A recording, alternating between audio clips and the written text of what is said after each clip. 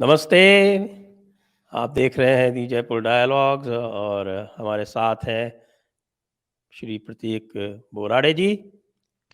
ओम नारायण, धन्यवाद sir. Narayan, Narayan. Narayan Narayan Narayan Narayan sir, धन्यवाद बुलाने के लिए।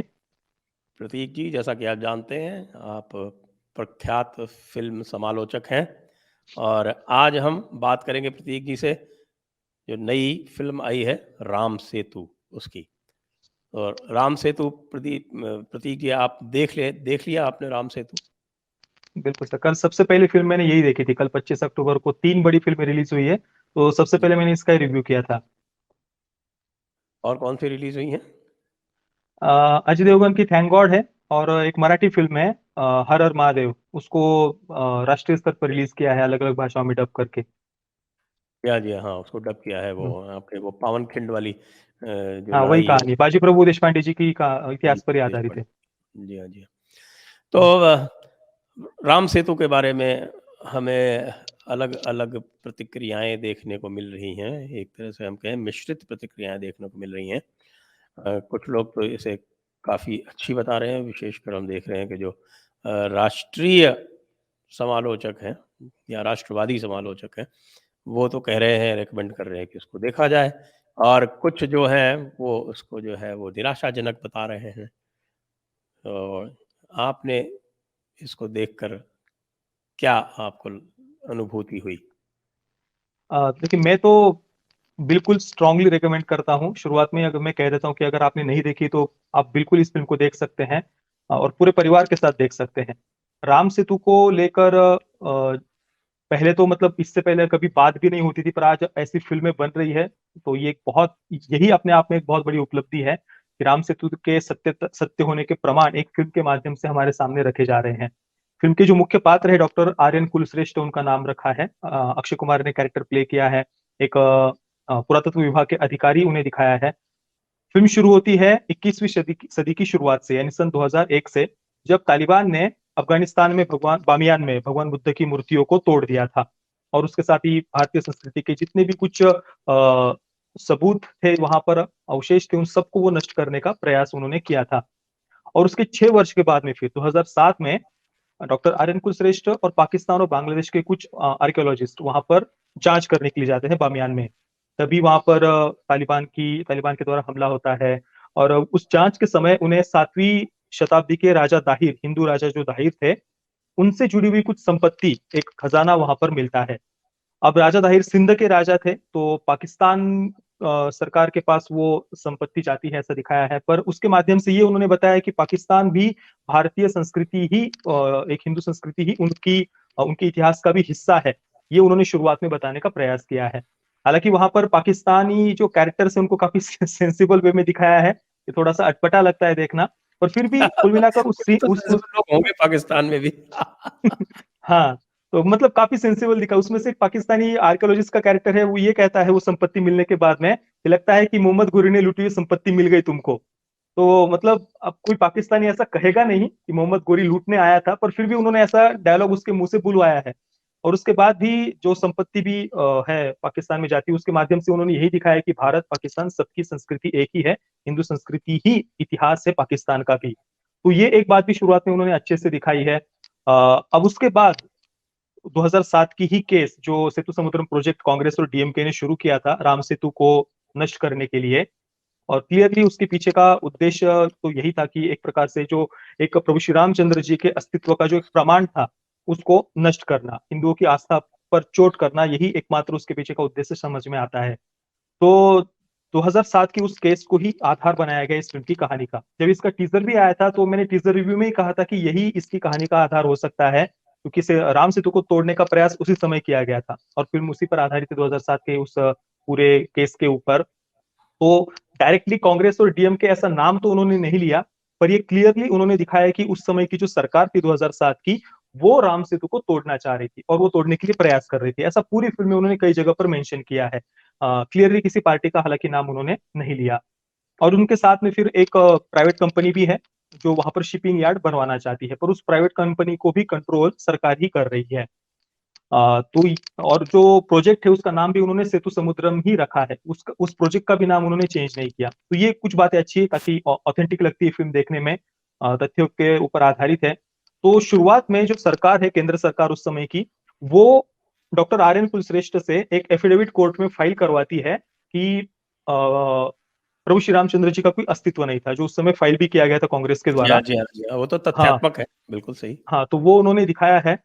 तो डॉक्टर आर्यन कुलश्रेष्ठ ये कोर्ट में फाइल कर देते हैं एफिडेविट कि भाई राम सेतु मैनमेड नहीं है, ये अपने आप ही प्राकृतिक रूप से बना हुआ है, और जो रामायण है वो केवल एक महाकाव्य है, वो कोई इतिहास नहीं है हमारा।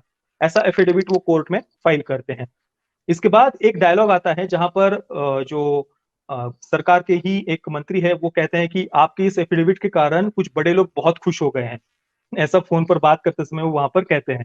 और फिर वो वहां पर जो प्राइवेट कंपनी है ओनर, उनके साथ में उनकी बातचीत होती है, और प्राइवेट कंपनी के ओनर कहते हैं कि हम आपको फंड करेंगे और आप ये सिद्ध करके दिखाओ कि राम सेतु मैनमेड नहीं है, ये प्राकृतिक रूप से बना हुआ है और इसका रामायण से कोई लेना देना नहीं है।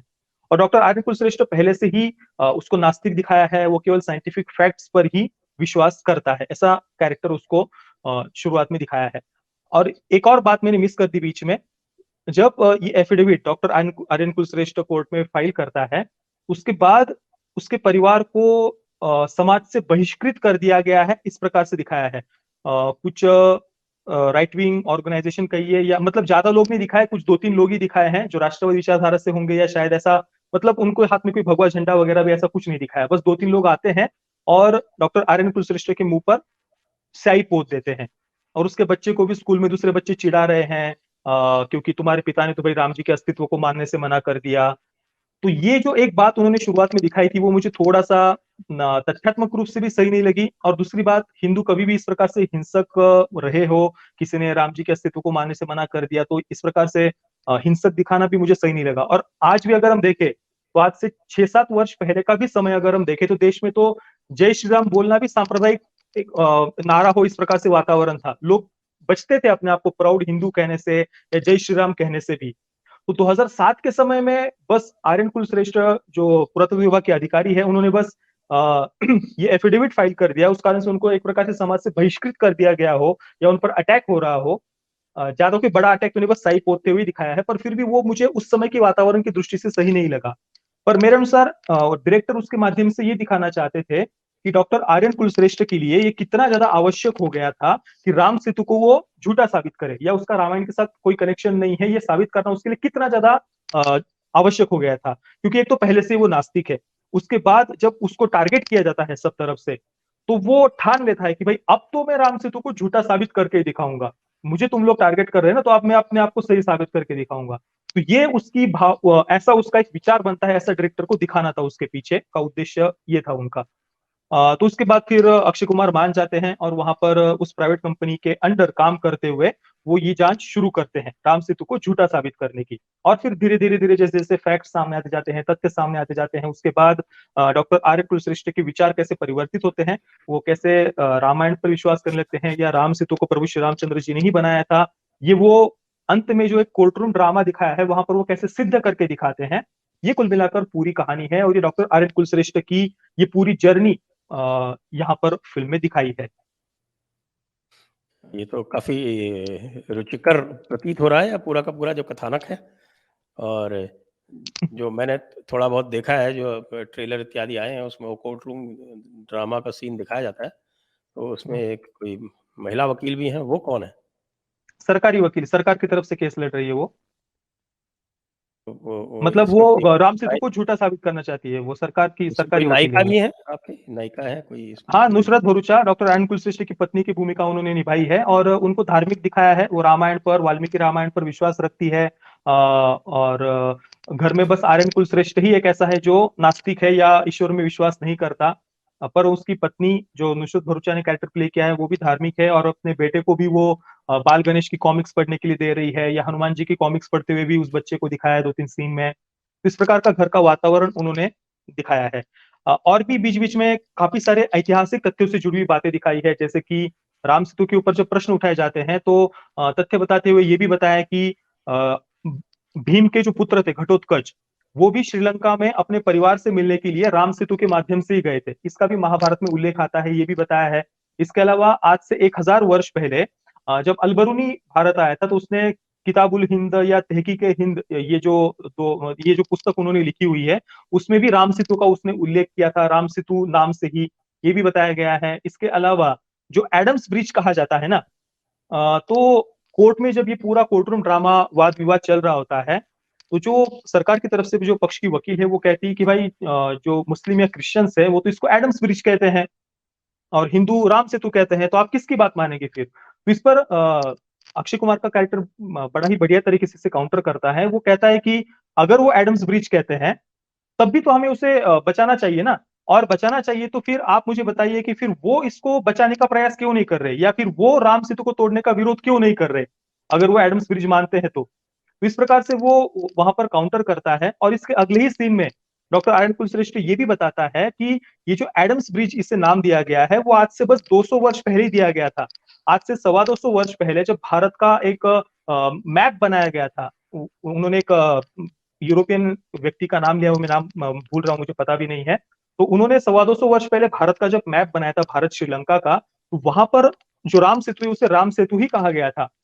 उसके 25 वर्ष के बाद में सन 1804 उन्होंने शायद कहा था, उस समय उस मैप को जब अपडेट किया गया, तब वहां पर राम सेतु की जगह एडम्स ब्रिज लिखा गया।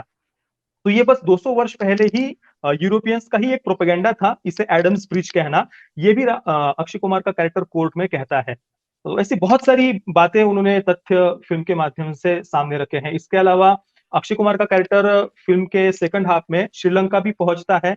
श्रीलंका जाने के बाद में वहां पर अशोक वाटिका हो, अशोक वाटिका में माँ सीता का जो मंदिर है, उसके बाद त्रिकुट पर्वत, रावण का जो एक हेलीपैड जिससे कहा जाता है, जहां पर पुष्पक विमान वगैरह जो उतरता है, ऐसा कहा जाता है, उस जगह पर भी जाना, जो संजीवनी बूटी जो केवल उत्तर भारत में पाई जाती है, वो केवल उस त्रिकुट पर्वत पर एक जगह पर कैसे मिलती है, ये सारी बातें, और जो लंका की तरफ जाने के लिए जो पूरी गुफाएं हैं, वो सारी बातें भी उन्होंने सेकंड हाफ में दिखाई है।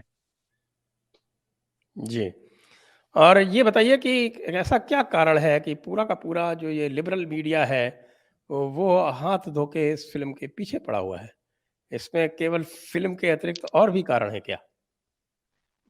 देखिए, हमेशा लिबरल्स या जो भी है, वो कहते हैं कि भाई हमें तो फ़िल्म को बस उसके टेक्निकल पॉइंट ऑफ व्यू से जाँचना चाहिए।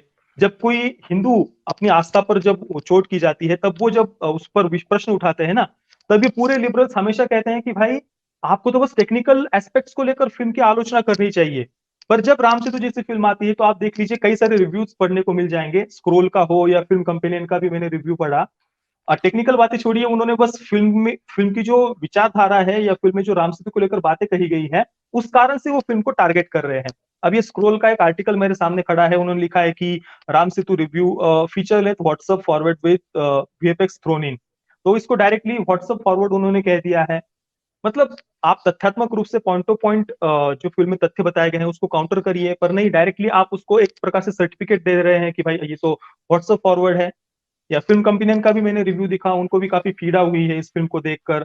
और केवल फ़िल्म रिलीज़ होने के बाद ही नहीं, मैं फ़िल्म रिलीज़ होने से पहले भी मैंने कुछ ऐसे देखे थे इंडस्ट्री से जुड़े हुए कुछ क्रिटिक्स वगैरह, या फिर कुछ लोगों के मैंने वीडियोज़ वगैरह देखे, वो स्पेसिफिकली राम सेतु को टारगेट कर रहे थे, या राम सेतु को लेकर कोई बज़ ही नहीं है, इस प्रकार का एक वातावरण बनाने का वो प्रयास कर रहे थे, ऐसा मुझे देखने में आया फ़िल्म रिलीज़ होने के पहले ही। हालाँकि जब बड़े प्रोडक्शन हाउस की, बॉलीवुड के जो बड़े-बड़े प्रोडक्शन हाउस है, उनकी फ़िल्में आती है, तो वो फ़िल्में कितनी ही घटिया क्यों ना हो, कितनी ही खराब टेक्निकल तांत्रिक दृष्टि से कितनी खराब बनी हुई क्यों ना हो, फिर भी उन फ़िल्मों को ये पूरा इकोसिस्टम सपोर्ट करता है। उनको उनकी कमियाँ कभी निकालने का वो प्रयास नहीं करेंगे। पर अभी राम सेतु एक प्रकार से बॉलीवुड की जो मुख्य बड़े-बड़े प्रोडक्शन हाउस की कोई फ़िल्म नहीं है, एक अलग उस लॉबी से हट के इस फ़िल्म को हम कह सकते हैं। तो इसको स्पेसिफिकली कैसे टारगेट किया जा रहा है, वो भी हम देख सकते हैं। लेकिन इसके तकनीकी पक्ष में कोई कमी है क्या ऐसी जिसके लिए उनको ये मसाला मिल जाता है और कहते हैं कि साहब ये फ़िल्म जो है वो WhatsApp forward with VFX thrown in है? नहीं, अगर तकनीकी दृष्टि से चलो, मैं भी ये मानता हूँ कि वीएफएक्स और बेटर हो सकते थे फ़िल्म के। इसके अलावा जो कैरेक्टर डेवलपमेंट है, स्टोरी की दृष्टि से भी, जो एक मैं सबसे मुख्य पात्र के बारे में तो बात करना रह गया। सत्यदेव जी जो तेलुगु एक्टर हैं, उनका एक महत्वपूर्ण रोल है इसमें। वो कैरेक्टर सच में सभी को पसंद आएगा। जो भी ये फ़िल्म देखेंगे ना, फ़िल्म के एंडिंग में वो कैरेक्टर हमें इमोशनल कर देता है। मैं स्पॉइलर दे दूँ क्या उनके कैरेक्टर को लेकर? हाँ, क्यों नहीं? आराम से दीजिए। हाँ, तो वो जब सत्यदेव जी के पात्र की एंट्री होती है ना, तो ये अक्षय कुमार और वो उनको समुद्र में वो डूब रहे होते हैं। तो अचानक से समुद्र के बीच में ही सत्यदेव जी का पात्र अपनी बोट लेकर के आता है और अपना हाथ पानी में डालकर अक्षय कुमार जी को वो बचाता है। तो वहीं पे मुझे थोड़ा संशय हो गया था कि यार ये पात्र ऐसा जिस प्रकार से हाथ में पूरा भगवा कलावा और माला वगैरह दिखाई है और वो बचा रहे हैं अक्षय कुमार को, तो मुझे संशय हो ही गया था कि भाई इस कैरेक्टर को लेकर कुछ तो वो दिखाएंगे बाद में। और उसके बाद भी पूरे इस मार्ग में श्रीलंका में कहाँ कहाँ पर रामायण के अस्तित्व के प्रमाण मिलते हैं, वो पूरे जर्नी पर वही पात्र एपी का, सत्यदेव जी का, अक्षय कुमार और उन्हें लेकर के जाता है। और फिल्म के एंडिंग में फिर पता चलता है कि ये जो एपी है वो और कोई नहीं तो हनुमान जी ही थे, अंजनी पुत्र, जैसा उसको शॉर्ट फॉर्म उन्होंने एपी यूज किया था, और वो ही उन्हें इस पूरे रास्ते में उनकी मदद कर रहे थे या मार्ग दिखा रहे थे। और एंडिंग में जिस प्रकार से उन्होंने वो रिवील किया है वो हमें भावुक कर देता है, तो वो एक कैरेक्टर भी मुझे फिल्म का पसंद आया। और जो हम वीएफएक्स की बात कर रहे थे, तो देखिए ठीक है, फिल्म के विजुअल्स और बेटर हो सकते थे, या जो एपी का कैरेक्टर है उसको और बढ़िया तरीके से यूज किया जा सकता था और ज्यादा दर्शकों को भावुक किया जा सकता था। ये बातें फिल्म की, हाँ, और फिल्म बेटर हो सकती थी, ये बात है। पर ये जो व्हाट्सएप फॉरवर्ड कहना, व्हाट्सएप फॉरवर्ड का और टेक्निकल बातों का क्या कनेक्शन है? ये तो सीधे सीधे जो राम सेतु को लेकर फैक्ट्स बताए गए हैं उसको व्हाट्सएप फॉरवर्ड कहा जा रहा है ना। तो उनका टारगेट कोई टेक्निकल बातें नहीं है, वो टारगेट कर रहे हैं फिल्म में जो बातें कही गई हैं, बताई गई है, उसको लेकर टारगेट किया जा रहा है। जी। तो तो काफ़ी ऐसा लगता है कि ये बहुत ही न केवल रुचिकर होगी, लेकिन इसके अतिरिक्त ये जो है वो काफ़ी प्रॉमिसिंग फ़िल्म लगती है। और इसकी पूरी लेंथ कितनी है? 2 घंटे और 1 मिनट, 2 घंटे और 16 मिनट की थी मेरे ख्याल से। मैंने कल ही देखा था, चेक किया था। 2 घंटे और 22 मिनट की है, 2 घंटे और 22 मिनट की फिल्म है। हाँ, तो ठीक है, वो बहुत ज़्यादा लंबी भी नहीं है। ज्यादा लंबी भी जो नहीं है और बिल्कुल देख सकते हैं, ठीक है, कुछ जगहों पर थोड़े वीएफएक्स वगैरह बेटर हो सकते थे ऐसा लगता है हमें, पर उन बातों को बिल्कुल हम इग्नोर कर सकते हैं, और ये फिल्म वीएफएक्स को लेकर है भी नहीं। बाकी हाँ, कुछ कैरेक्टर्स का यूज और बढ़िया तरीके से किया जा सकता था और एंगेजिंग बनाया जा सकता था फिल्म को। और मुझे ऐसा लगता है कि एंडिंग में जो कोर्ट रूम ड्रामा उन्होंने दिखाया है, सरकारी पक्ष के वकील और कुछ आर्यन कुलश्रेष्ठ, इनके बीच के जो वाद विवाद भी, संवाद जो दिखाए हैं, उसको और थोड़ा सा बड़ा किया जा सकता था। मुझे तो लगता है कि कोर्ट रूम ड्रामा को 10 मिनट वो और भी खींच देते, और ऐसे और कुछ तथ्य भी अगर वो बताते, तो भी और मजा आता वो कोर्ट रूम ड्रामा या उन दोनों के बीच के वो वाद विवाद देखने में।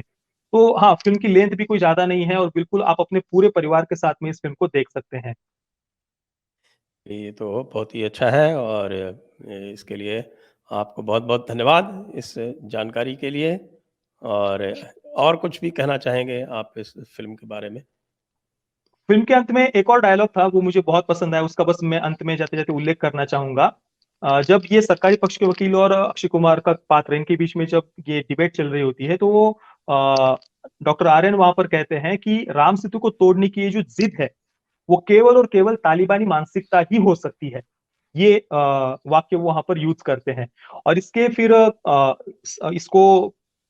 इसके साथ में ही वो ये भी बताते हैं कि ताजमहल हो या कुतुब मीनार हो, कुतुब मीनार को भी वो भारत के हार की निशानी कहा गया है।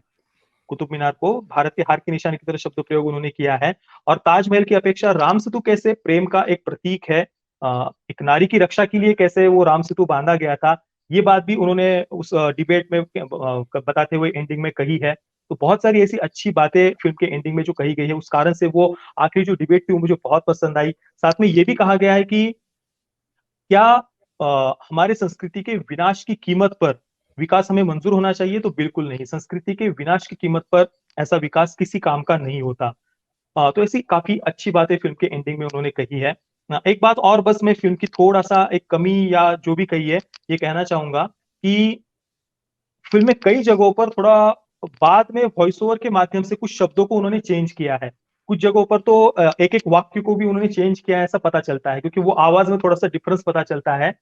तो मेरे अनुसार शायद बाद में उन्होंने कुछ चेंजेस किए होंगे, कुछ कुछ शब्द और कुछ कुछ वाक्य उन्होंने वॉइस ओवर के माध्यम से बदले हैं। तो फिल्म बनकर रेडी होगी मेरे ख्याल से।